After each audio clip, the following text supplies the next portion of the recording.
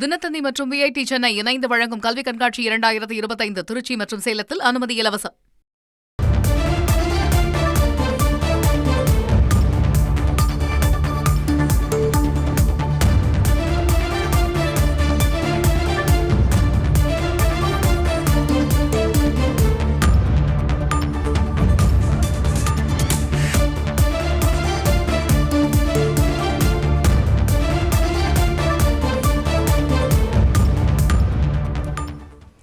பாம்பன் புதிய ரயில் பாலத்தை திறந்து வைக்க பிரதமர் மோடி ஏப்ரல் 6ஆம் தேதி தமிழகம் வருகிறார் என்ற தகவல் வெளியாக இருக்கிறது.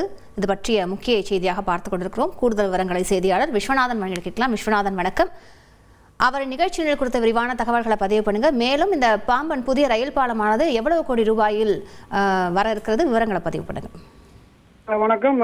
மண்டபம் நிலப்பரப்பையும் ராமேஸ்வரம் தீவை இணைப்பது பார்த்தீங்கன்னா பாம்பன் ரயில் பாலம் முக்கிய பங்காற்றி வந்தது. இந்த நிலையில் பார்த்தீங்கன்னா பழைய ரயில் பாலத்தில் ஏற்பட்ட தொழில்நுட்ப கோளாறு காரணமாக கடந்த 2022ஆம் ஆண்டு ரயில் சேவை மட்டும் நிறுத்தப்பட்டது. இதனையடுத்து அதன் அருகிலே புதிய ரயில் பாலங்கள் கட்டுமான பணி சுமார் 550 கோடி மதிப்பீட்டில் கடந்த ஒரு 3 ஆண்டுகளுக்கு மேலாக நடைபெற்று வந்தது.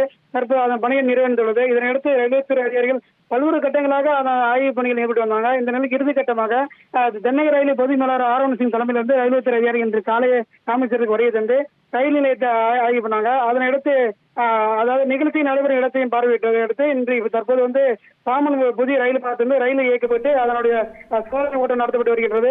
இந்த நிலையில் பார்த்தீங்கன்னா வருகின்ற ஏப்ரல் 6ஆம் தேதி பாரத பிரதமர் திரு நரேந்திர மோடி அவர்கள் ராமேஸ்வரத்துக்கு வருகை தந்து புதிய ரயில் பாலத்தை திறந்து வைக்கப்பட்டுள்ளதாக ஒரு தகவலை தென்னக ரயில் பொது மேலாளர் தெரிவித்திருக்காங்க. இதனையடுத்து வருகின்ற 6ஆம் தேதி முதல் ராமேஸ்வரத்துக்கு ரயில் சேவையை தொடங்குவதை அடுத்து பல்வேறு தரப்பிலிருந்து அதனை எதிர்பார்த்து காத்திருக்கின்றனர்.